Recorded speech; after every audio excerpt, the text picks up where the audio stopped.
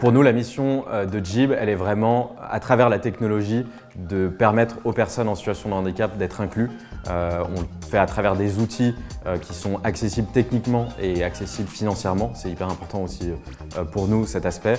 Et derrière, faire en sorte que, à travers leur inclusion, elles participent à la société et qu'elles soient considérées comme des citoyens à part entière. Je m'appelle Thomas, j'ai 32 ans. Et j'ai cofondé une startup qui s'appelle Jib.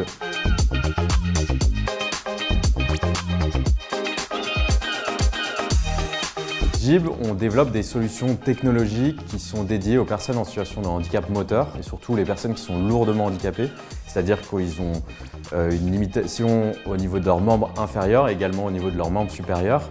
Et nous, on vient leur apporter des outils technologiques qui leur permettent de compenser ce handicap pour contrôler l'environnement autour d'eux et aussi communiquer pour ceux qui ne peuvent pas s'exprimer oralement.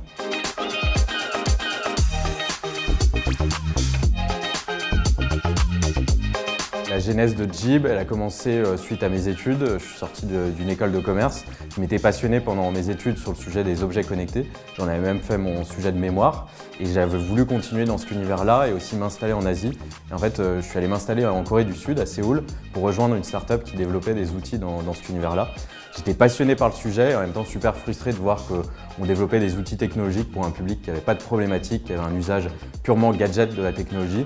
Et je trouvais ça trop limité et j'ai eu l'occasion, à travers des échanges avec des usagers, de découvrir qu'il y avait une petite population qui était des personnes en situation de handicap, qui avaient détourné cet outil pour être plus autonomes dans leur quotidien, qu'ils avaient quand même besoin d'adaptation pour ce genre d'outils à leur réalité spécifique.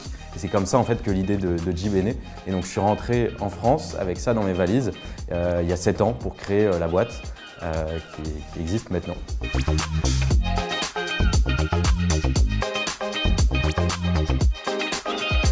Alors on développe deux univers de solutions à travers Jib. Un premier qui est orienté sur la partie domotique.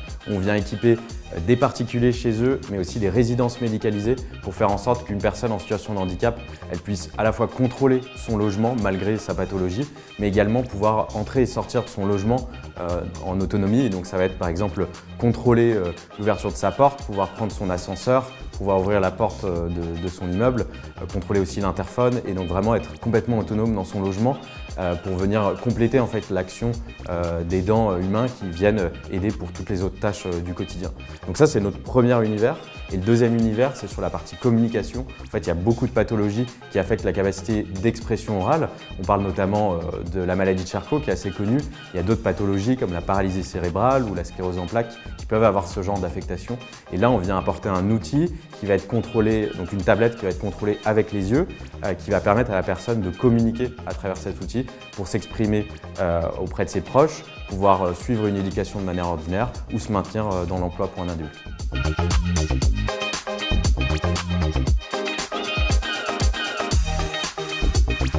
Dans les personnes en situation de handicap, il y a énormément de personnes qui ont un potentiel juste fabuleux, qui pourraient apporter énormément de choses pour la société. Mais malheureusement, en France, on a ce regard du handicap de le mettre à côté, alors que heureusement, dans d'autres pays, on a cette vision beaucoup plus d'inclure les personnes en situation de handicap et de voir le potentiel qu'ils peuvent apporter pour le collectif. Et je pense que nous, c'est vraiment un sujet qui est hyper important pour nous et qu'on essaye de promouvoir à fond, d'inclure les personnes en situation de handicap dans la société, de les inclure dans le travail, dans l'éducation. Ça permet vraiment non seulement bien sûr d'avoir une société plus inclusive, mais surtout beaucoup plus riche, où les personnes en situation de handicap ne sont pas mises en retrait, mais participent à la création de quelque chose de nouveau en collectif.